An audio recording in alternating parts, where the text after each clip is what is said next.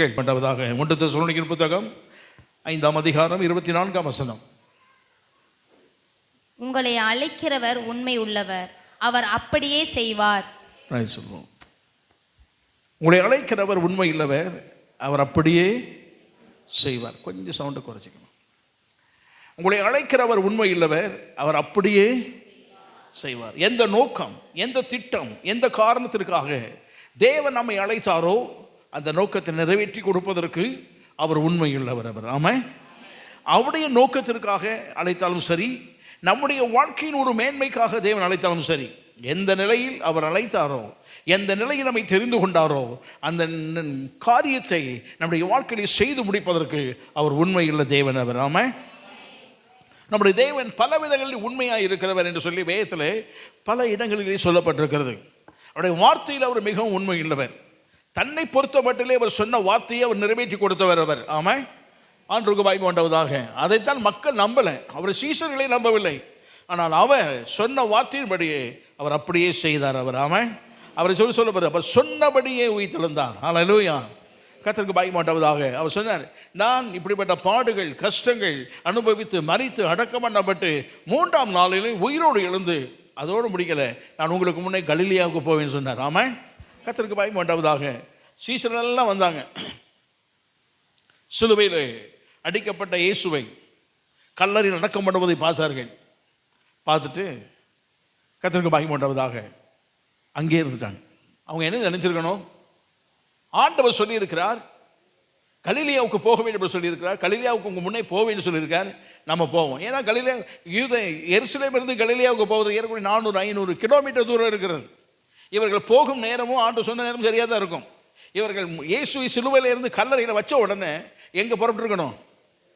கலிலியாவுக்கு போவோம், அங்கே தான் ஆண்டு வருவேன்னு சொல்லியிருக்கார். 3ஆம் நாளில் உயிரோடு எழும்பேன்னு சொல்லுவார். நம்ம நடந்து போகிறதுக்கு எல்லாம் சரியாக இருக்குன்னு சொல்லி எங்கே புறப்பட்டு கலிலியாவில் உட்கார்ந்திருந்தால் தேவன் அங்கே அவர்களுக்கு முதலே காட்சி கொடுத்திருப்பார். அவர் ஆமாம், கர்த்தருக்கு மகிமை உண்டாவதாக. அவங்க நம்பலை, அதோடு முடிஞ்சது. அவங்க போட்ட அரசு முத்திரை எல்லாம் பார்த்த உடனே இது வெளியே வர்றது கூட சான்ஸ் இல்லை அப்படிங்கிறத யோசித்து அப்படியே உட்கார்ந்துட்டாங்க. கர்த்தருக்கு மகிமை உண்டாவதாக. ஆனால் தூதன் சொன்னான், அவர் சொன்னபடியே உயிர்த்தெழுந்தார். அவர் ஆமாம், அவர் என்ன சொன்னாரோ அதை அப்படியே நிறைவேற்றி கொடுக்கிறார். அப்படியே நிறைவேற்றுகிற தேவன் நம்முடைய தேவன். அவர் ஆமாம், கடந்த நாட்களில் நாம் பல விதங்களில் பார்த்தோம் தேவன் எப்படிப்பட்டவர் என்பதை. இந்த நாளிலே நம்முடைய கவனத்தை இன்னொரு பக்கம் திருப்ப விரும்புகிறேன். வாசிங்கள், எபிரேயர் நிருபம் 10ஆம் அதிகாரம் 23ஆம் வசனத்தை வாசிக்கும்படி கேட்கிறேன்.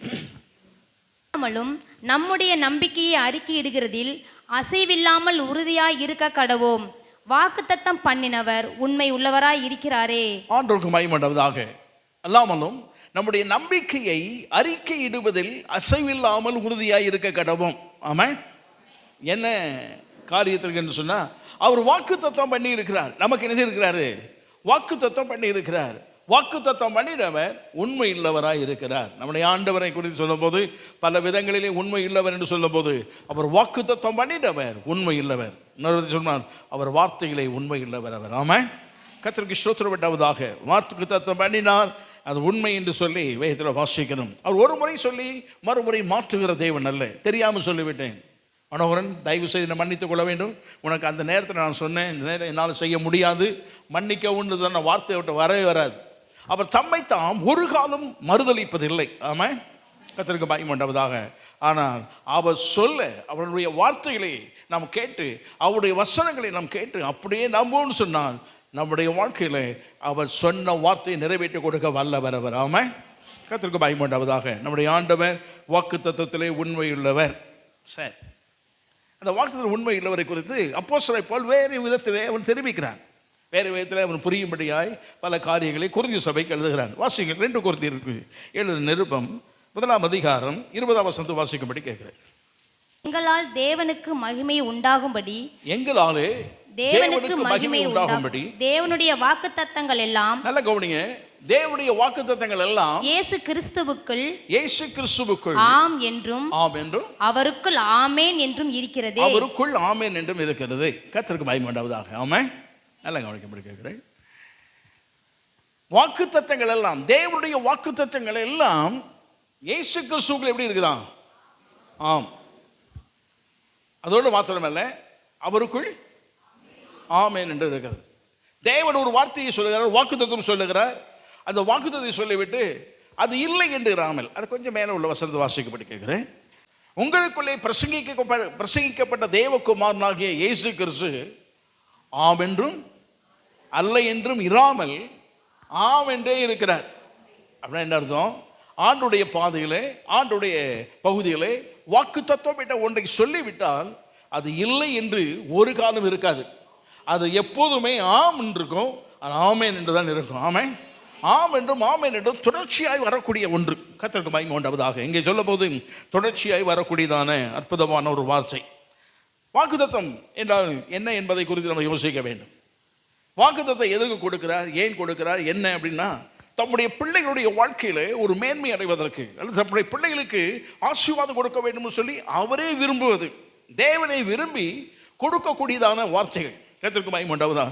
தன்னுடைய நோக்கத்தை நிறைவேற்ற, தன்னுடைய விருப்பத்தை நிறைவேற்ற, அந்த பிள்ளைகள் ஆசீர்வதிக்கப்பட ஆண்டவர் கொடுக்கக்கூடிய வார்த்தைகள் அது வாக்குத்தத்தங்களாக என்ன செய்யப்படுகிறது, நமக்கு கொடுக்கப்படுகிறது. கர்த்தருக்கு மகிமை உண்டாவதாக. இன்னொரு விதத்தை சொல்வோம் என்று சொன்னால், தேவன் தன்னை யார் என்பதை இந்த உலகத்தில் காண்பிப்பதற்காக அவர் வாக்குத்தத்தம் கொடுக்கிறார். அதைத்தான் எபிரேயர் நிருபக்காரன் எழுதுகிறார். கர்த்தருக்கு மகிமை உண்டாவதாக. அவர் எழுதும்போது சொல்கிறாரு, 10ஆம் அதிகாரத்தில், 6ஆம் அதிகாரத்தில், கர்த்தருக்கு மகிமை உண்டாவதாக, 23ஆம் வசனத்தை வாசிக்கும்படி கேட்கிறேன்.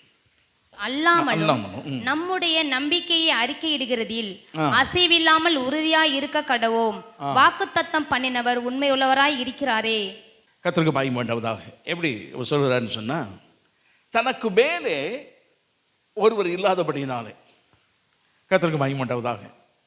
அது எதுல இருக்கு அப்படின்னா, ஆபிரகாமுக்கு தேவன் வாக்குத்தத்தம் பண்ணின போது ஆணையிடும்படி, நல்ல பாருங்க, ஆணையிடும்படி தம்மிலும் பெரியவர் ஒருவர் இல்லாதபடியினாலே, தன்னிலும் பெரியவர் ஒருவர் இல்லாதபடியினாலே தமது பேரிலே தானே ஆணையிட்டு. ஆண்டவருக்கு மகிமை உண்டாவதாக. அவர் எப்படியா வாக்குத்தத்தம் கொடுக்கிறாரு? சிறியவன் பெரியவனால என்ன செய்யப்படுவான்? ஆசீர்வதிக்கப்படுவான். அப்ப ஆசீர்வதிக்கும் போது சொல்றாரு, நான் உன்னை ஆசீர்வதிக்கவே நான் உன்னை பெருகவே. ஏன் அப்படி சொன்னாரு? நான் என்ற பதத்தை அவர் சொல்ல ஒரு காரணம், தன்னை விட பெரியவர் யாருமே இல்லை. ஆகவே தான் சொல்றாரு, நான் உன்னை என்ன செய்வேன்? ஆசீர்வதிப்பேன். அவருக்கு மேல ஒருத்தருக்கு கிடையாது. கர்த்தருக்கு மகிமை உண்டாவதாக. ஆகவே தான் யார் என்பதை அவர் என்ன செய்றாரு?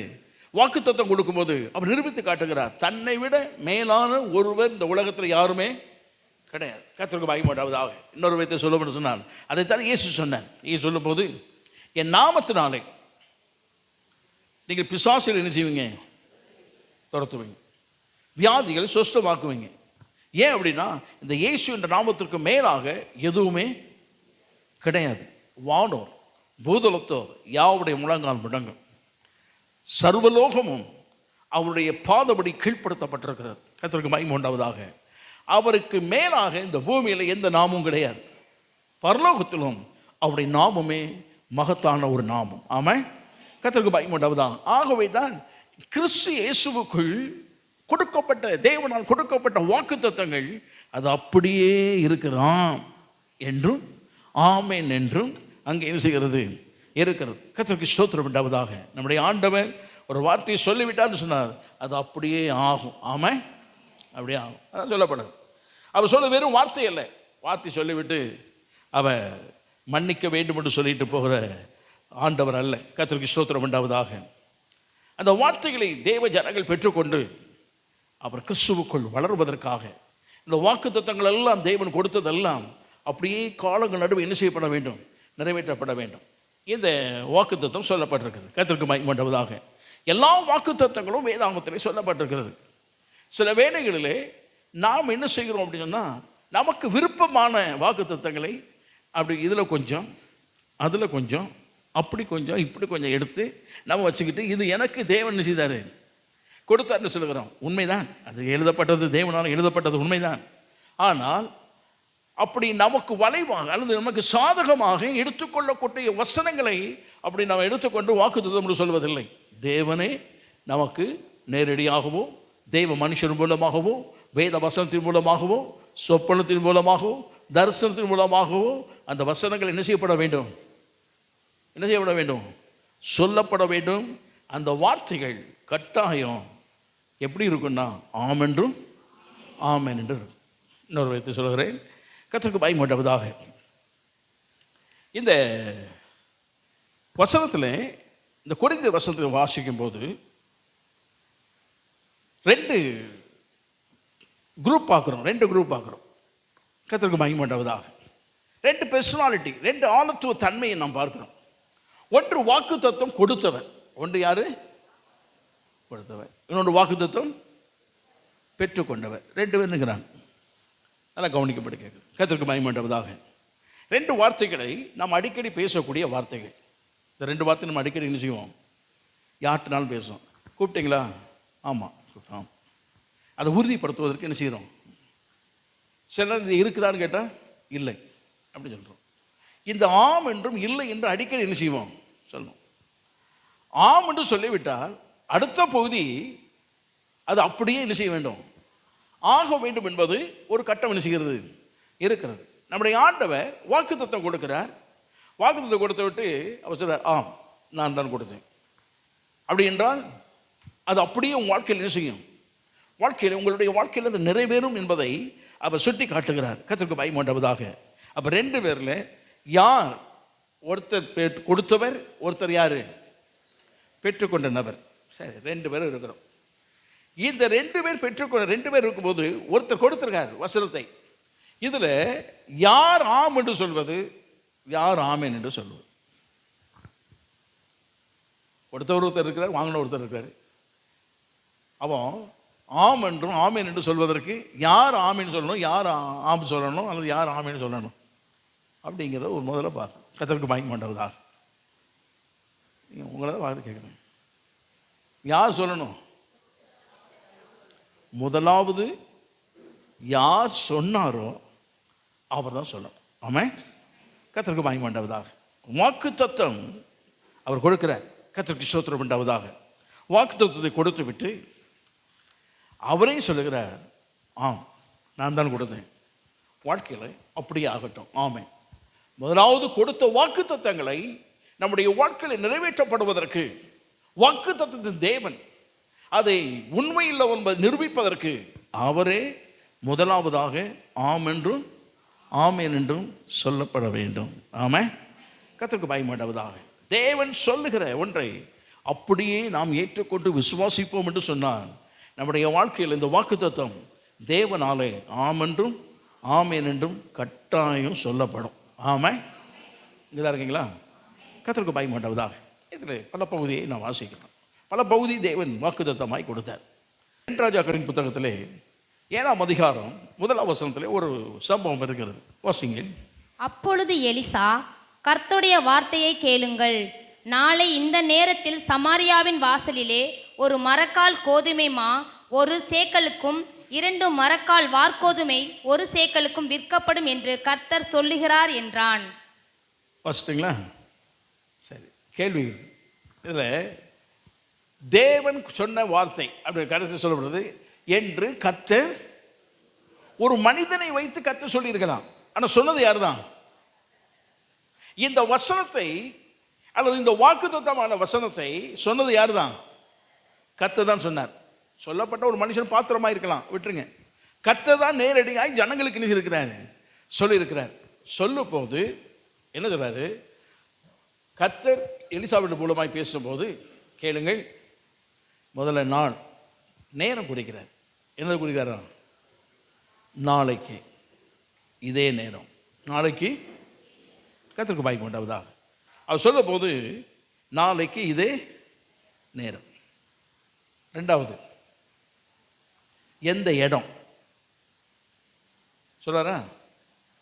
சமாரியாவின் வாசல். 3வது எப்படி? ஒரு மரக்கால் கோதுமை. பொருள் என்னது? அது எதை குறித்து சொல்லுகிறார்? கோதுமை, கோதுமை, வார்கோதுமை, வார்கோதுமை, பிறகு மாவு. கர்த்தருக்கு பயப்பட்டவதா. ஒன்று இடம், ஒன்று நேரம், இன்னொன்று பொருள், இன்னொன்று விலைக்கிரயம். ஒன்றா சொல்கிறார். பொதுப்படையாக சொல்கிறார். நாளைக்கு கிடைக்கும்பா அப்படின்னு சொல்லிட்டு போகலை, பர்டிகுலராக சொல்கிறார். நேரம் சொல்கிறாரு, இடம் சொல்றாரு, பொருள் சொல்றாரு, விலையும் சொல்றாரு. இதுக்கு முன்னால் உள்ள சம்பவத்தை பார்த்தா தான் இது நமக்கு புரியும். இதுக்கு முன்னால் சமாரியாவிலே பஞ்சம் என்ன செய்கிறது? தலைவிரித்து ஆடுகிறது. பஞ்சத்தில் சீரியர்கள் முற்றுகையிட்டு விட்டார்கள். பஞ்சம் உள்ளே இருக்கிற பொருளை அவங்க சாப்பிட்டாங்க. அவன் போயிடுவான்னு நினச்சி சாப்பிட்டு கடைசி எல்லாம் காலி ஆயிடுச்சு. எல்லாம் காலி ஆகிட்டோடனே மிருகங்களும் சாப்பிட்டாங்க. அவன் தீட்டுள்ளதுன்னு சொல்லிட்டு என்னென்ன மிருகம் எல்லாத்தையும் சாப்பிட்டான். ஏன்னா ஒரு கழுதை தலை எவ்வளவு? 80 வெள்ளி காசு. அப்போ தீட்டுள்ளது தீட்டு இல்லாதெல்லாம் அங்கே என்ன கிடையாது, பஞ்சத்தில் வரையறையே கிடையாது. ஊர்வனை, நடப்பனை, பரப்பனை, ஓடுவனை, அப்படி எல்லாத்தையும் அடிச்சு சாப்பிட்டான். உள்ள மிருகங்களும் கிடையாது, ஒன்றும் கிடையாது, பறவையும் கிடையாது. இதெல்லாம் சாப்பிட்டு கடைசியில் தோல் செருப்பு, தோளினால் உண்டான துருத்தி, தோளினால் உண்டான பொருட்கள், தோளினால் உண்டான உடைகள், கடைசியில் தோளினால் செய்த செருப்பு எல்லாத்தையும் அறுத்து வேக வச்சு நினைச்சிட்டான், சாப்பிட்டான். பஞ்சம் வந்துட்டான். அப்படி கொடூரமாக போயிட்டு இருக்கு. அடுத்தாக்கல இதுவும் போயிடுச்சு. அடுத்த ஸ்டெப் அப்படி பக்கத்தில் பார்த்தாங்க, யார் இருக்கா? பிள்ளைகள் இருக்கு. அக்ரிமெண்ட் போட்டாங்க 2 அம்மாமார். இன்னைக்கு என் பிள்ளை, நாளைக்கு அக்ரிமெண்ட் போட்டாச்சு. அதில் ஒன்றும் காலி ஆயிடுச்சு. கொடூரமான பஞ்சம். இந்த பஞ்சம் நடக்கும்போது ராஜா ரொம்ப வேதனையோடு கோட்டையில் சுற்றிக்கிட்டு இருக்கான். இதுக்கு முந்தின அதிகாரத்தை எல்லாம் வாசிக்கிறோம். அதெல்லாம் நடக்கும்போது தான் இந்த வாக்குத்தத்தம் வருது, நாளைக்கு. ஆமாம், கர்த்தருக்கு மகிமை உண்டாவதாக. தேவன் சொன்னதான இந்த வார்த்தைகள் நடக்கும் என்றதான நம்பிக்கையற்ற சூழ்நிலைகள், நடக்கும் என்றதான சாத்தியக்கூறு இல்லாத நிலை, கற்பனைக்கு எட்டாத ஒரு முறை. கர்த்தருக்கு மகிமை உண்டாவதாக. இப்படிப்பட்ட சூழ்நிலையிலே சொல்லப்படுகிறது, இது யாருமே நம்ப முடியாது. ஏற்கனவே ஒருத்தர் நம்பவும் இல்லை. அவர் சொல்லிட்டான், இது வானத்தின் மதகுகளை திறந்தாலும் செய்யாது, நடக்காது அப்படின்னு சொன்ன ஒருத்தர் இருக்கிறாங்க. இவ்வளவெல்லாம் சொல்றாங்க, நடப்பதற்கு சாத்தியக்கூறு இல்லை, ஒன்றுமே இல்லை. ஆனால் மறுநாள் காலையில் விழிக்கும் போது வாசல்ல வச்சிருக்கிறாங்க மாவு, வார்கோதுமை, கோதுமை எல்லாமே இருக்கு. ஆமாம், சொன்ன விலைக்கு இருக்குது, செழிப்பா இருக்குது. ஒரு ராத்திரியிலே தேவன் சொன்ன வார்த்தைகள் அப்படியே நிறைவேற்றப்பட்டது. ஆமாம், கர்த்தருக்கு மகிமை உண்டாவதாக. அது கொஞ்சம் யோசித்து பாருங்க. ஒரு ஒரு ஒரு ஒரு ஒரு கழுதை தலை எவ்வளவா? ஒரு நாளைக்கு ஒரு வெள்ளி காசு பணம் சம்பளம் அப்படின்னா 80 வெள்ளி காசு. இப்போ நமக்கு வச்சுக்கோமே, ஒரு நாளைக்கு எவ்வளோ மினிமம் சம்பளம்? எவ்வளவு? 500 ரூபா. மினிமம் எவ்வளவு? 500 ரூபான்னு சொல்லி நானும் 4 வருஷமாக சொல்லியிருக்கேன். கொஞ்சம் மாற்றிக்கிடுவோமே, 800 ரூபா. மினிமம் எவ்வளவு? 800 ரூபா சம்பளம். 800 ரூபா சம்பளம், 80, 864, 64,000 ரூபா. ஒரு கழுத தலை எவ்வளவு? பஞ்ச நேரத்தில் ஒருத்தர் கழுத தலையை பிடிச்சிட்டு போனான்னா அவன் தான் பெரிய கோடீஸ்வரன். அவன் தான் யாரு? ஏன்னா சாப்பிட முடியாத ஒன்று 64,000 ரூபாய்க்கு வாங்கிட்டு போகிறான் தலை மட்டும். ஆனால் அவன் தீர்க்கதரிசி சொல்கிறான், நாளைக்கு நிலைமையை மாறிடும். எப்படின்னா, ஒரு வெள்ளி காசுக்கு ஒரு மரக்கால் கோதுமை கிடைக்கும், அல்லது ஒரு மரக்கால் வார்கோதுமை கிடைக்கும். 2 மரக்கால் வார்கோதுமை, ஒரு மரக்கால் கோதுமை மாவு, ஒரு மரக்கால் கோதுமை கிடைக்கும். ஒரு வெள்ளி காசுக்கு சொல்கிறான், ஒரு வெள்ளி காசு கிடைக்கும். இதெல்லாம் யோசிக்க முடியாத ஒன்று, நடக்கவே முடியாது. இன்னைக்கு கழுதை எது 68,000 ரூபாய்க்கு 64,000 ரூபாய்க்கு வாங்கிட்டு போனவன் நினைப்பான்னு நினைக்கிறீங்களா? இந்த பஞ்சத்தில் தேவனுடைய வசனம் ஒன்றும் நிறைவேறாது உண்டு. நிறைவேறுவதற்கு வழி இருக்காது, சாத்தியக்கூறு இருக்காது, எல்லாமே அடைக்கப்பட்ட நிலை போல இருக்கலாம். ஆனால் ஒன்றே ஒன்று தேவன் சொல்றாரு, நாளைக்கு நடக்கும். அவர் சொல்லிட்டு ஆம் அப்படி ஆக்கிடுவது என்று தேவனே சொன்னார். அது மறுநாள் அப்படியே நடந்தது. ஆமாம், தேவன் ஒரு வாக்குத்தத்தத்தை சொல்லிவிட்டு அவரே ஆம் என்றும் ஆம் என்றும் உச்சரித்து விட்டார். அந்த வாக்குத்தத்தம் எத்தனை இடையூறுகள், எத்தனை தடைகள், நடக்க முடியாத சூழ்நிலைகள் எத்தனை இருந்தாலும் அதை நிறைவேற்றி கொடுப்பதற்கு வாக்குத்தத்தம் பண்ணினவர் உண்மையுள்ளவர், அப்படியே செய்வார். ஆமாம், கர்த்தருக்கு மகிமை உண்டாவதாக. நம்முடைய வாழ்க்கையிலே பல நாட்களுக்கு முன்னாடி பெற்றுக்கொண்ட வாக்குத்தத்தங்கள், வாக்குத்தத்தத்தை போராடி பெற்றுக்கொண்டிருக்கிறோம், அல்லது வாக்குத்தத்தை எடுத்திருக்கிறோம், வாக்குத்தத்தை பெற்றிருக்கிறோம், வாசித்தும் போது பெற்றிருக்கிறோம். பல வாக்குத்தத்தங்கள் இருக்கிறது. அது நடப்பதற்கு இன்னும் இல்லையே என்றதான கேள்விக்குறி இருக்கலாம். சில வாக்குத்தத்தங்கள் காலங்கள் நடுவே நடக்கும். ஏற்ற காலத்திலே அது நடைபெறும். சில வாக்குத்தத்தங்கள் உடனடியாக நடக்கும். சில வாக்குத்தத்தங்கள் தேவன் நிர்ணயித்த காலக்கெடுவிலே அது நடைபெறும். ஆமாம், கர்த்தருக்கு மகிமை உண்டாவதாக. நம்முடைய வாழ்க்கையில் தேவன் வாக்குத்தத்தம் பண்ணி இருக்கிறார், உண்மை இல்லவர், அதை அப்படியே நிறைவேற்றி கொடுக்க வல்லவராக இருக்கிறார். ஆமாம், கர்த்தருக்கு மகிமை உண்டாவதாக. நம்முடைய தேவன் வாக்குத்தத்தம் பண்ணனாலே அவருடைய வல்லமை, அவருடைய பராக்கிரமம், அவருடைய கிரியை, அவருடைய ஆளுகை எல்லாமே அந்த வார்த்தைக்கு பின்னாலே இருக்கிறது. ஆமாம், ஒருத்த வாரம் சரிப்பா வந்துட்டு நாளைக்கு வா, உனக்கு நான் அவன் பணம் கேட்டு வந்திருக்கான், உனக்கு 10,000 ரூபா நாளைக்கு தாரேன் அப்படின்னா அவன் நம்பி போகிறான். எதுக்குன்னா தர முடியுமா முடியாதா அப்படிலாம் அவர் என்ன செய்வதில்லை. அவன் கேட்க நாளைக்கு வான்னு சொன்ன உடனே சரி நாளைக்கு வாரேன், நீங்கள் உயிரோடு இருப்பீங்களா? எவனா கேட்பான், அப்படி நீங்கள் உயிரோடு இருப்பீங்களா? ஊரில் இருக்கீங்களா இல்லையா? அல்லது உங்கள் பிள்ளைகள் கொடுக்க விடுவாங்களா? உங்கள்கிட்ட பணம் இருக்குதா? கேட்கலாம் கேட்டான்னா எப்படி இருக்குன்னு யோசனை பண்ணி பாருங்கள். இது அவர் மீது நம்பிக்கை இல்லாதவர்கள். ஆனால் அவரை பார்த்தவொன்னே தெரியணும் இருக்கா இல்லையா, என்ன ஆனாலும் சரி அவர் இல்லாமலே போனாலும் கொடுத்துட்டு தான் போவாருங்கிறத மனசில் வச்சுக்கணும். ஆமாம், கர்த்தருக்கு பயப்படாவதாக. நம்முடைய ஆண்டவரை பொறுத்தவரை வாக்குத்தத்தம் பண்ணிவிட்டால் அவருக்கு கூடி நஷ்டங்கள் வருதப்பா அந்த வாக்குத்தத்தினால, அப்படின்னாலும் அவர் அதை பார்ப்பதில்லை, நிறைவேற்றிய தீர்வார் அவர். ஆமாம், கர்த்தருக்கு பயப்படாவதாக. நம்முடைய ஆண்டவர் செய்ய நினைத்தது தடைபடாது, அவர் சகலவற்றையும் செய்ய வல்லவர். அதான் வேதத்தில் சொல்லப்படுகிறது. அதே 7ஆம் அதிகாரம் 18ஆம் வசனத்தில் அது சொல்லப்படுது. இந்த 18ஆம் வசனத்தை உறுதிப்படுத்தி வாசிட்டு போயிடும். கர்த்தருக்கு மகிமை உண்டாவதாக. 2 மரக்கால் கோதுமை 1 சேக்கலுக்கும் 1 மரக்கால் கோதுமை மாவு 1 சேக்கலுக்கும் நாளை இந்நேரத்திலே சமாரியாவின் ஒளிமுக வாசலில் விற்கும் என்று தேவனுடைய மனுஷன் ராஜாவோடே சொன்னதின்படியே நடந்தது. ராஜாவிலே தேவனுடைய மனுஷன் சொன்னதன்படியே நடந்தது. ஆமென் சொன்னது யாரு? தேவன் சொல்லிவிட்டா நாம் அப்படியே இதை பெற்றுக்கொள்ள முடியும். ஆமாம், இது விசுவாசத்தை சார்ந்தது. தேவன் உண்மை இல்லவர் எல்லாம் சரிதான், ஆனால் பெற்றுக்கொள்வதற்கு அது விசுவாசத்தை சார்ந்தது ஒன்று, அவர் மீது உள்ள நம்பிக்கையை சார்ந்த ஒன்று. நம்முடைய வாழ்க்கையில் அப்படியே அவர் செய்வார் நம்பி விசுவாசத்தோடு இருந்தோம்னா நிச்சயமாகவே தேவன் நிறைவேற்றி கொடுக்க வல்லவர் அவர். ஆமாம், அவர் தான் முதல்ல ஆமேன்னு சொல்லணும். ஆமாம், கர்த்தருக்கு மகிமை உண்டாவதாக. இன்னும் வாசிங்கள் ஏசாயா தீர்க்கதரிசி புத்தகம் 44ஆம் அதிகாரம் 28ஆம் வசனம். கோரேயை குறித்து, அவன் என் மேய்ப்பன், அவன் எருசலேமை நோக்கி நீ கட்டுப்படு என்றும் தேவாலயத்தை நோக்கி கட்டப்படு என்றும் தேவாலயத்தை நோக்கி நீ அஸ்திபாரப்படு என்றும் சொல்லி எனக்கு பிரியமானது எல்லாம் நிறைவேற்றுவான் என்று சொல்லுகிறவர் நான். ஆண்டவருக்கு மகிமை உண்டாவதாக. ஒரு எழுத்து அர்த்தத்தை மாற்றிடும். கர்த்தருக்கு மகிமை உண்டாவதாக. இந்த ஸ்கூலில் படிக்கும்போது ஒரு கமா ஒரு வாழ்க்கையே என்ன செய்யுது, மாற்றிடுச்சு. கர்த்தருக்கு மகிமை உண்டாவதாக. அது சொல்லுவாங்க. அதனால் கமா போடும்போது கவனமாக போடணும், அதெல்லாம் நிறைய சொல்லுவாங்க. Leave him not kill him. Comma மாற்றி போட்டான். Leave him not kill him. வாழ்க்கை முடிஞ்சு போச்சு. பிழைப்பதும் உயிரோடு இருப்பதற்கும் சாவதற்கும் இல்லை வழி எதில் தான் இருக்குது? அந்த ஒரு கமால தான் இருந்தது.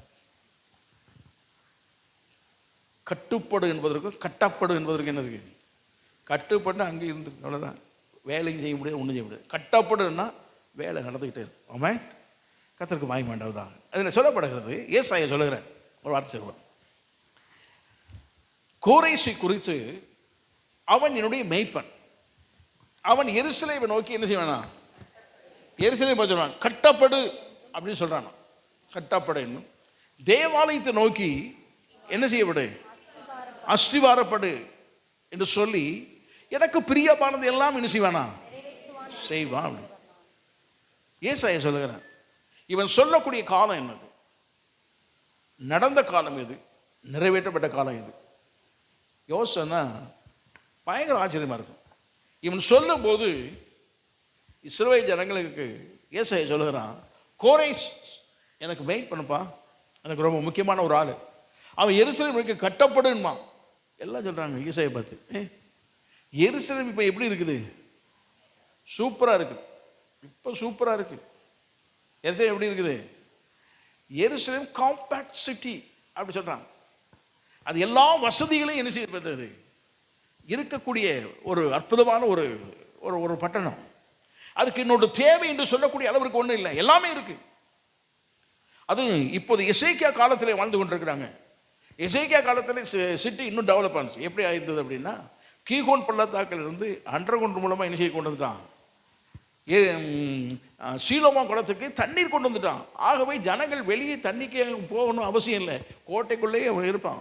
அசீரியன் படையெடுத்து சுற்றி இருந்தாலுமே அவனுக்கு பயங்கர ஆச்சரியம், எப்படி அவனுக்கு தண்ணி கிடைக்குது அப்படின்னு. எங்கே வருதுன்னு தெரியாது. அந்த அளவிற்கு அவன் அண்டர் கிரவுண்ட் போட்டு நினைச்சிருக்கான், தண்ணி கொண்டு வந்து வச்சிருக்கான். அப்போ எல்லாமே நல்லா இருக்குது. கட்டப்படுன்னு சொல்றேன்னு சொல்லியே கட்டடங்களை பாருங்க. தேவாலயத்தை நோக்கி அஸ்திவாரம் விடுன்னு சொல்றீங்க, ஏய் அஸ்திவாரம் அழகா போட்டு சாலமோன் கட்டி இருக்கிறான். அவ்வளவு பிரம்மாண்டமான கட்டடம். இதே போல ஒரு ஆலயம் உலகத்தில் எங்குமே இல்லை. எல்லாம் பார்த்து சொல்றாங்க, பிரயாசம் பண்ற மாதிரி சொல்றாங்க. ஆனா அவன் என்ன சொன்னான் அப்படின்னா, கட்டப்படணும். இவங்களுக்கு தெரியல இதுக்கப்புறம் நடக்க போற சம்பவங்கள் என்ன, அந்த சம்பவத்தினாலே மக்கள் எப்படி பாதிக்கப்பட போறாங்க, அந்த பாதிப்பினாலே ஜனங்களுடைய கண்ணீர் வேதனை, அந்த வேதனைக்கு அப்புறம் தேவன் எவ்வளவு மகிழ்ச்சிகரமான காரியத்தை செய்ய போகிறார் என்பதை அந்த ஒரே வசனத்தை எல்லாத்தையும் சொல்லி முடிச்சிட்டான். ஆமா, பாபிலோன் சாம்ராஜ்யம் என்ற ஒன்று இல்லாத காலகட்டத்தில் சாம்ராஜ்யத்தை குறித்து அங்கே மறைவாய் சொல்லி இருக்கிறார். மேதியர் பெர்சியர்கள் சாம்ராஜ்யத்தை, பாபிலோன் சாம்ராஜ்யம் மேற்கொள்ளுவார் என்பதை அங்கே அவன் மறைமுகமாய் சொல்லி வைத்திருக்கிறான்.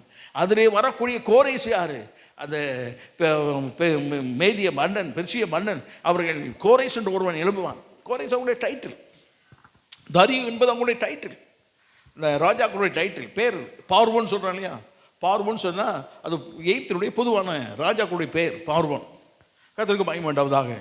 அப்போ பெலிஸ்தீர்கள் சொன்னால் அபிமலைக்கு இதெல்லாம் அவங்களுடைய டைட்டில் நேம். கர்த்தருக்கு மகிமை உண்டாவதாக.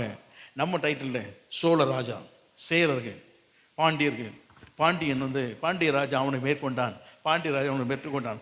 பேர் போடும் போது தான் பாண்டிய மன்னனாகி இவன் நினைச்சுதான் அடுத்த ஸ்டெப் பண்ணுவாங்க. இதே போல தான் பார்வோன், அப்படின்னா பார்வோன் ராம்சேஸ் அப்படின்னு சொல்லி எழுதுவாங்க. இதே போல அவங்க டைட்டில் நேம் தான் அந்த பேர். கர்த்தருக்கு மகிமை உண்டாவதாக. தரியு டைட்டில் நேம், கோரேஸ் டைட்டில் நேம். கர்த்தருக்கு மகிமை உண்டாவதாக. அதில் ஆண்டு சொல்றாரு, எப்போ கோரேஸ் என்ற ஒருவன் வருவான், அவன் வந்து என்ன செய்வான்னா ஆலயத்தை கட்டுவதற்கு, அஸ்திவாரம் இடுவதற்கு எல்லா காரியத்தையும் செய்வான்.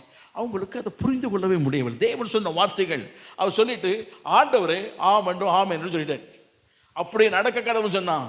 அதன் விளைவு என்ன நடந்ததுன்னு சொன்னா, ஜனங்கள் முற்றுகையிடப்பட்டு பாபிலோன் கொண்டு போகப்பட்டார்கள்.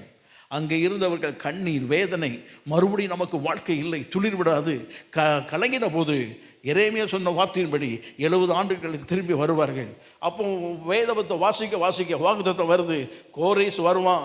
கோரேஸ் வந்தவன பொருட்களை எல்லாம் கையில் கொடுத்து அவன் கட்டப்படும் என்பான் அப்படிங்கிறத வாசிக்க ஆரம்பித்தாங்க. ஒரு நாள் கோரேஸுக்கு தேவ ஆவியனை ஏவினார். எல்லா யூத தலைவர்களை கூட்டாங்க, வாங்கப்பா இவ்வளோ காலம் கருத்தது போதும், நீங்கள் போய் உங்கள் தேசத்தில் போய் என்ன செய்யுங்க, ஆலயத்தை காட்டுங்க, தேசத்தை காட்டுங்கன்னு சொல்லி எல்லா பணத்தையும் எடுத்து கொடுத்தான். சிறையிருப்பில் கொண்டு வந்த எல்லா பணத்தையும் கொண்டு வந்து கொடுத்தான். அப்போ தான் அவங்களுக்கு புரிந்தது, 150 ஆண்டுகளுக்கு பிறகு இந்த காரியம் சம்பவிக்கிறது. ஆமாம், தேவன் ஒரு வார்த்தையை சொல்லிவிட்டார், காலங்கள் நடுவே எத்தனை காலங்கள் போனாலும் அது நிச்சயமாய் நிறைவேறியே தீரும். ஆமாம், கர்த்தருக்கு மகிமை உண்டாவதாக. ஆகவே தான் அந்த வார்த்தையை முதலாவது அவரே சொல்லுகிறார், ஆம் என்று சொல்லுகிறார். அந்த முறியடித்த விதங்களை சொல்லும்போது ரொம்ப ஆச்சரியம். நான் முந்தின வசனத்தை சொல்லப்படுது 27ஆம் வசனத்துல, நான் ஆழத்தை நோக்கி வற்றிப்போ என்றும், நல்ல கவனிங்க, ஆழத்தை நோக்கி என்ன செய், வற்றிப்போ என்பேன், உன் நதிகளை வெட்டாந்தரை ஆக்குவேன் என்றும் சொல்லுகிறவர், நதிகளை வெட்டாந்தரை ஆக்குவேன் என்று சொல்லி ஆண்டவருக்கு மகிமை உண்டாவதாக. ஆண்டு சொன்னாரு, உன் நதிகளை வெட்டாந்தரையாய். இது பாபிலோனுக்கு சொல்லப்பட்ட வார்த்தை. என்ன சொல்றாரு, ஆழங்களை என்ன செய்வாராம், வற்றிப்போ என்பார். இப்போ தரியு என்ன பண்ணினான் அப்படின்னா, கோரேஸ் தரியு டைட்டில் நேம். தரியு என்ன செய்தான்னா, பாபிலோனை வெற்றி கொள்வதற்கு பிரயாசப்பட முடியாது. ஏன்னா அவர் 2 நதிகளுக்கு இடைப்பட்ட, யூப்ரட்டிஸ் டைக்ரிஸ் நதிக்கு இடைப்பட்ட அருமையாய் கோட்டைகளை எழுப்பி இந்த நதிகளுக்குள்ளே துஷ்ட மிருகங்களை போட்டு லாக் பண்ணி அந்த இடத்தை யாரும் கடந்து வர முடியாத அப்படி செட்டப் பண்ணியிருந்தான். யாரும் வர முடியாது, பத்திரமா இருந்தாங்க. கர்த்தருக்கு மகிமை உண்டாவதாக. நேபுகாத்நேச்சருடைய அற்புதமான செட்டப் அது. ஆனால் காலங்கள் நடுவே அது என்ன ஆகிட்டு அப்படின்னா, தரியு என்னச்சுதான் அந்த அந்த வரைபடம் பார்த்து அவங்களுக்கு தெரியும். நதி ஒன்று வரும், அது ரெண்டாய் பிரிந்து யூப்ரட்டிஸ் டைக்ரிஸாக பிரிந்து பிறகு ஒன்றா சேர்ந்து பெர்சியன் கல்ஃபில் போய் கலந்துரும். அப்போது ரெண்டு நதிகளுக்கு இடைப்பட்ட இலையில் இருக்குதான் அவங்களுடைய பாபிலோன் தேசத்தினுடைய அந்த கொத்தலங்கள்லாம் இருக்குது. இந்த நதியை கடந்தான் உள்ளே வரணும், முடியாது. அப்போ யோசிச்சாங்க என்ன செய்யலாம் அப்படின்னு. அதுக்கு முன்னாலே பல ஆண்டுகளுக்கு முன்னதாக சேனலை போட்டு டைவர்ட் பண்ணணும். அப்போ இந்த தண்ணி போச்சுன்னா கண்ட இடத்துக்கு போயிடக்கூடாது, அதுக்கு ஒரு இடம் வேணும்னு பெரிய ஒரு இடத்த தோண்டி வச்சுட்டான். கரெக்டாக போட்டு எல்லாம் நொறுக்கி தள்ளி ஓப்பன் பண்ணி விட்டான். 2 நாளைக்கு முந்தி ஓப்பன் பண்ணது தண்ணி கடகடனும் பிரிய ஆரம்பிச்சிட்டு. யூப்ரட்டிஸ் டைக்ரிஸ் நதி வரக்கூடிய எல்லையில் தண்ணி வருகிற தண்ணீர் குறைய குறைய குறைய துஷ்ட மிருகங்கள்லாம் தண்ணி இல்லைன்னா என்ன செய்யும், தண்ணி போக்கிலே போய் அங்கே போயிட்டு கல்ஃபுக்கு போய் விழுந்துச்சு, பெர்சியன் கல்ஃபில். எங்கே ஒரு துஷ்ட மிருகம் கிடையாது, தண்ணி வரல, தண்ணி சேனல் மாறிட்டு அது வெட்டாந்தரையாய் ஆழங்கள்மாய் இருந்தவரே ஏதாவது மாற்றினானே வெட்டாந்தரையாய் மாறிட்டு இவனுங்க உள்ளே இருந்தவனுங்க அவ்வளோ குடிச்சு வெறிச்சு கிடந்தானுங்க. கற்றுக்க பெல்ஷாத்சார் எல்லாத்தையும் கூப்பிட்டு வச்சு குடிச்சு வெறிச்சு ஆலயத்தின் பொருட்கள்லாம் வச்சான். கையிருப்பு தோண்டியது எழுதுனது. அவன் தானியலுக்கு கூப்பிட்டான், அவனுக்கு என்னெல்லாம் வேணும் நான் தாரேன் அப்படின்னா எல்லாம் வச்சுக்க பாருங்க, நைட்டை நீ காடி அப்படின்ட்டு போயிட்டான். அவன் நினச்சான் நம்ம பெரிய ராஜ்யத்தில் இருக்கிறோம் அப்படின்னு. நைட்டோட நைட்டை எல்லாம் சேனல்ஸ் இவனை குடிச்சு வெறிச்சு கிடந்தானுங்களே, லாக் பண்ண வேண்டியதை லாக் பண்ணலை. அந்த சேனல் ஷட்டர்லாம் லாக் பண்ணணும், லாக் பண்ணாமல் அவன் அங்கே படுத்துட்டான். இவர் எல்லாமே அந்த சேனல் வழியாக தான் அந்த சேனல் வழியாக தான் உள்ளே நுழைஞ்சு கைப்பற்றினார்கள். மறுநாள் காலையில் தரியு அந்த ராஜ்யத்தின் தலைவனாக இருந்தான். ஆமாம், கத்தருக்கு மெய்தியன் ஆகிய தரியும் கத்தருக்கு பாய் மாட்டாவதா. அப்போ என்ன சொல்கிறேன் அப்படின்னா, தேவன் ஒரு காலத்திலே பாபிலோனுக்கு சொன்னார், வெட்டாந்தரை ஆக்கப்படும், ஆழங்கள் எல்லாம் உன்ட்ட இருக்காமல் ஒன்றும் இல்லாமல் போயிடும், நதிகள்லாம் என்ன செய்கிறோம் வற்றி போய்விடும். Chapter close. அடுத்தாக்களை கோரிசிபதி சொல்லார், அப்படி இருந்தாலும் என் மக்களுக்கு நான் சொல்கிறேன், அவன் மறுபடியும் வருவான், ஒரு மன்னன் வருவான், அவன் எல்லாவற்றையும் உதவி செய்து எனக்கு பிரியமானது எருசலேம் கட்டப்படும், எனக்கு பிரியமானது ஆலயம் கட்டப்படும். ஆமாம், அந்த ஜனங்களுக்கும் புரியவில்லை, ஜனங்களுக்கு தெரியவில்லை, அந்த வாக்குத்தத்தம் நிறைவேறுமான்ற கேள்விக்குறிகள் இருந்தது. புரிந்தவர்களுக்கு அதை ஏற்றுக்கொள்ள முடியாது இருந்தது. ஆனால் காலங்கள் நடுவே அப்படியே கர்த்தர் செய்து முடித்தார் அவர். ஆமாம், நம்முடைய வாழ்க்கையில் உன்னை மனதில் வைத்துக்கொள்ள வேண்டும். தேவன் ஒரு வார்த்தை சொல்லிவிட்டால் முதலாவது அவரே அதற்கு ஆம் என்றும் ஆமென் என்றும் சொல்லிவிடுகிறார். ஆமாம், இதே போல் நிறைய உதாரணங்கள் இருக்குது. கர்த்தருக்கு பயப்படாது. முதலாவது அவர் சொல்ல வேண்டும். சரி, கர்த்தருக்கு பயப்படாதா. ரெண்டாவது யார் சொல்லணும்? வாசிங்கள் லூக்கா எழுதின சுவிசேஷம் 1ஆம் அதிகாரம் 20ஆம் வசனத்தை வாசிக்க முடியும். இதோ தகுந்த காலத்திலே நிறைவேறப் போகிற என் வார்த்தைகளை நீ விசுவாசியாதபடியினால் இவைகள் சம்பவிக்கும் நாள் மட்டும் நீ பேசக்கூடாமல் ஊமையாய் இருப்பாய் என்றான். ஆண்டவருக்கு மகிமை உண்டாவதாக. இந்த சம்பவம் நமக்கு தெரியும். காப்ரியேல் தூதன் அந்த மகா பரிசுத்த ஸ்தலத்துக்கு தரிசனம் ஆகிட்டான். ஏன்னா உள்ள ஆசாரிய வேலை செய்ய போனது யார்? சகரியா போயிருக்கிறார்.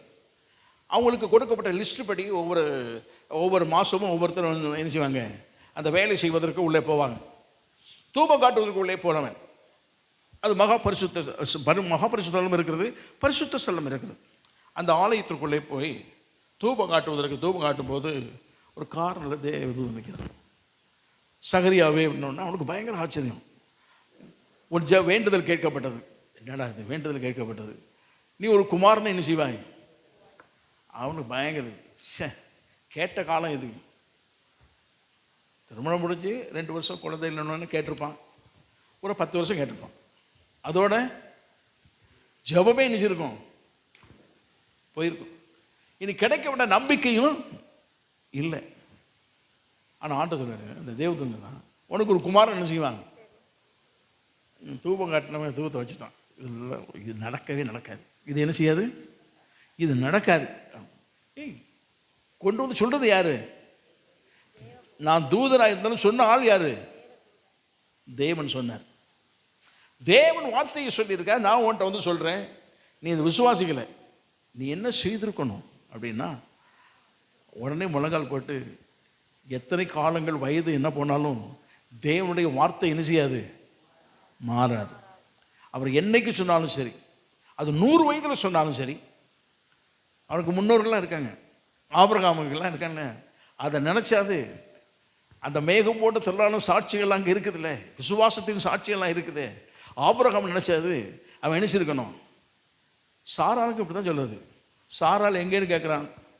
அந்த வந்த தேவதூதர்கள் மனுஷ ரூபத்தில் வந்தாங்க. சாராளுங்க அவன் உள்ளே இருக்கிறான். சரி, அடுத்த வருஷம் அந்த நேரத்தில் குழந்தை இருக்கும்பா அப்படின்னா உள்ளே இருந்து சிரிச்சிட்டான்.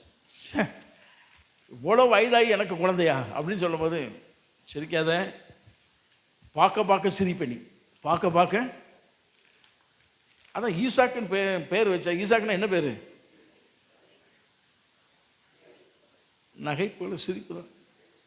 கையில் ஈசாக்கு வச்சிருக்கும் போதெல்லாம் அவனுக்கு யோசிப்பச்சே, இதை போய் வாக்குத்தத்தமாக கொடுத்தாரு, கையிலையும் நினைச்சிட்டாரு, கொடுத்தாரு, என்னடா அது அப்படின்னு. அவளை பார்க்க பார்க்க, ஈசாக்கை பார்க்க பார்க்க அவளுக்கு என்னதான் இருக்கும்? மகிழ்ச்சி தான் இருக்கும். என்னது இருக்கும்? மகிழ்ச்சி தான் இருக்கும். ஆனால் அவிசுவாசப்படுவது என்பதை விட அவருடைய வயோதிப நிலைமையை குறித்து கொஞ்சம் யோசிச்சான். ஆனால் இவனுக்கு இதெல்லாம் சாட்சி இருக்குது. எத்தனை வயதானாலும் பிரச்சனை இல்லைப்பா, எத்தனை காலங்கள் போனாலும் பிரச்சனை இல்லை, உன் ஜெபம் கேட்கப்பட்டது, உனக்கு ஒரு வாக்கு தத்துவம், ஒரு குமாரனை, ஒரு பெரிய குமாரனை மாத்திரம் கொடுக்குறதில்ல, அந்த குமாரனை வச்சு என்னெல்லாம் செய்ய போறார் என்பதை நிறைய கொடுக்குறார். சும்மா குமாரனை கொடுத்துட்டு அதோட சரி பண்ணி அவனை வச்சு வாழ்ந்துக்க, உனக்கு அப்புறம் கடைசி இந்த ஆசாரி ஊழியம் செய்யறதுக்கு யார் தான் வருவான்? அவன் தான் வருவான், கவலைப்படாத அப்படிங்கிறதுக்கெல்லாம் சொல்லலை. அவன் வந்தான்னா ஜனங்களோட இருதயத்தை என்ன செய்வான்? திருப்புவான். ஜனங்கள் நடுங்குவாங்க.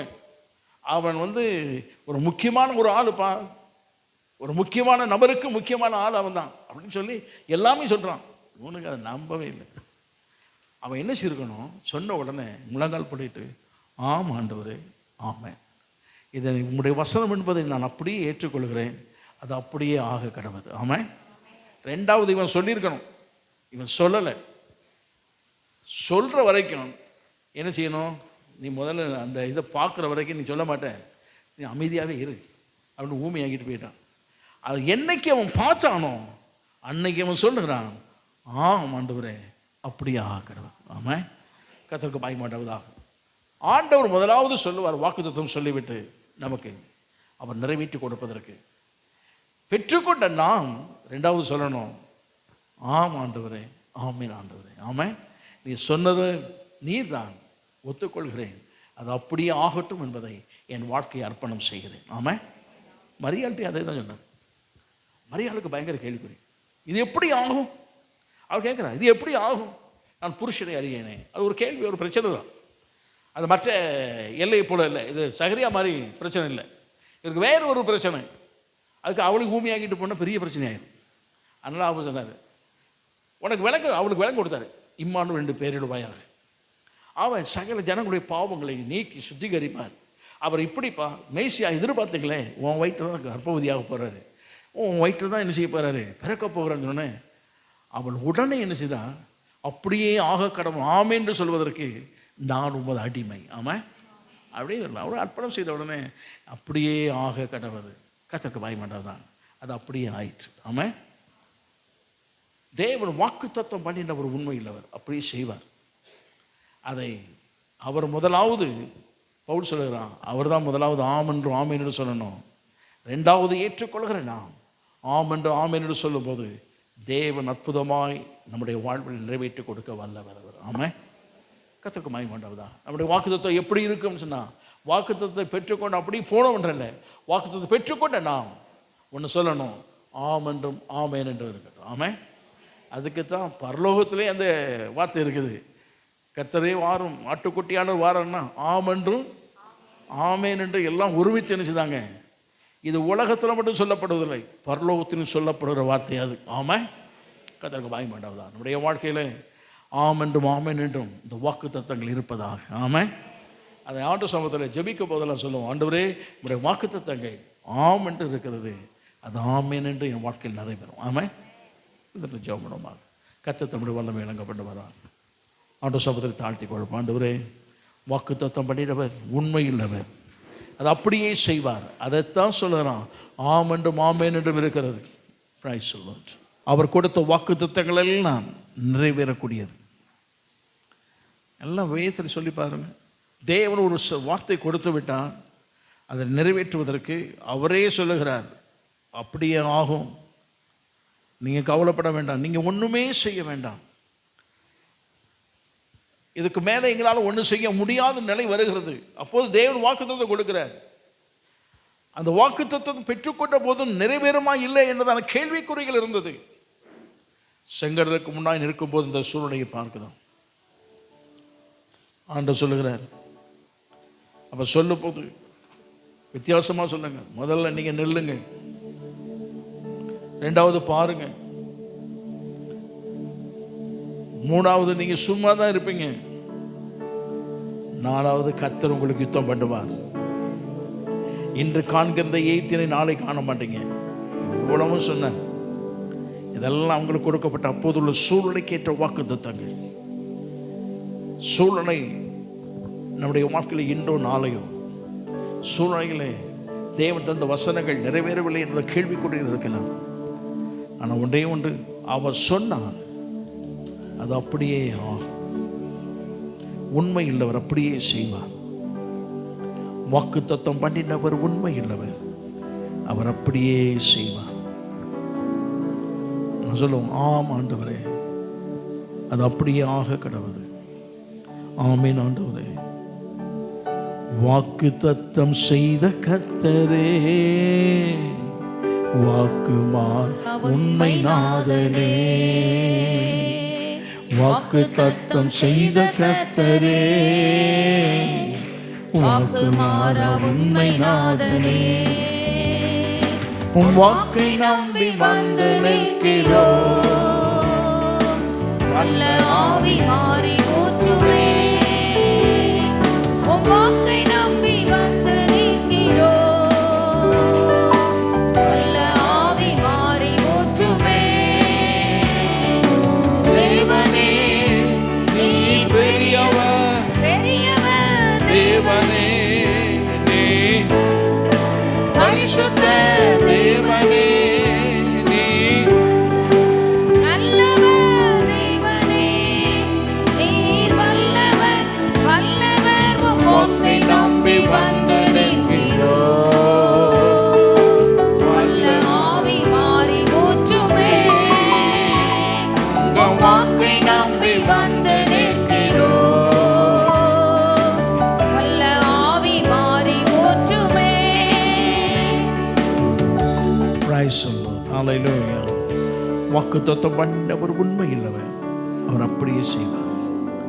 நேரமாயிருக்கட்டும், இடமாயிருக்கட்டும், அது எந்த சூழ்நிலையாயிருக்கட்டும், அவர் சொன்னது சொன்னது தான். அதுக்குத்தான் வேதம் சொல்லுகிறது, வாக்குத்தத்தங்கள் இல்லை என்று இராமல் கிறிஸ்து இயேசுவுக்குள் ஆம் என்றும் ஆமேன் என்றும் இருக்கிறது. அது மாறாத பிரமாணம், மாறாத வார்த்தை.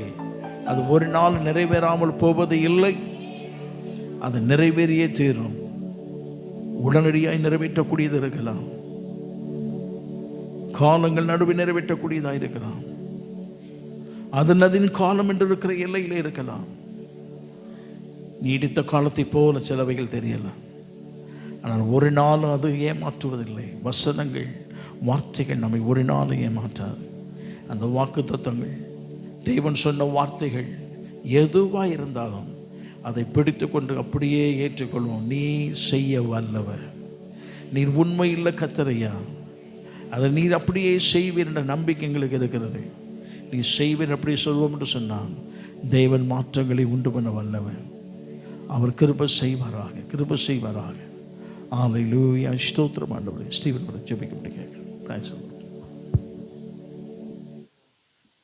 பரிசுத்தமும் மிகுந்த கிருபையும் உள்ள எங்கள் அன்பின் பரலோக தகப்பனே, இந்த கர்த்தர் தந்த நல்ல வார்த்தைகளுக்காக உமக்கு நன்றி ஆண்டவரே.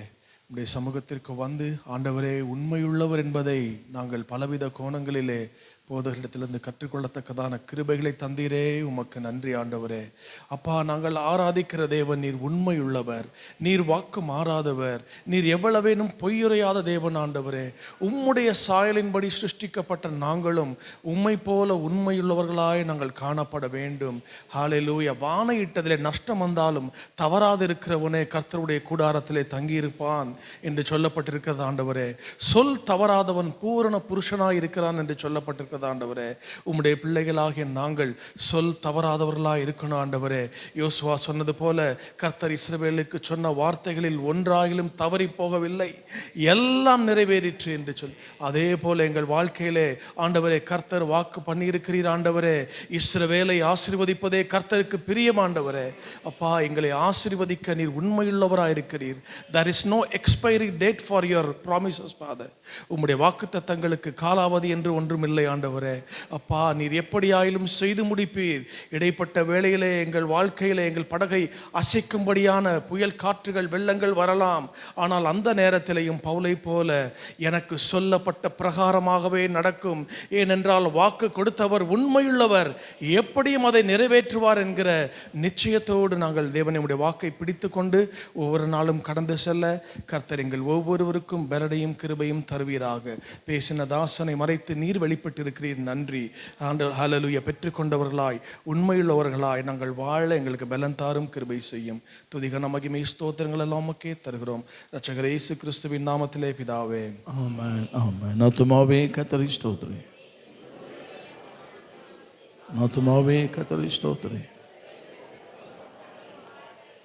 ஆமென். நம்முடைய கர்த்தராக இருக்கிற இயேசு கிறிஸ்துவின் கிருபை, பிதாவாகிய தேவனுடைய அன்பும் பரிசுத்த ஆவியானவருடைய அந்யோன்ய ஐக்கியம், கிருபை, சமாதானம், சந்தோஷம் நாம் அனைவரோடும் இன்றும் என்றும் சதாகாலம் இருப்பதாக. ஆமென். ஹல்லேலூயா, ஹல்லேலூயா, ஹல்லேலூயா.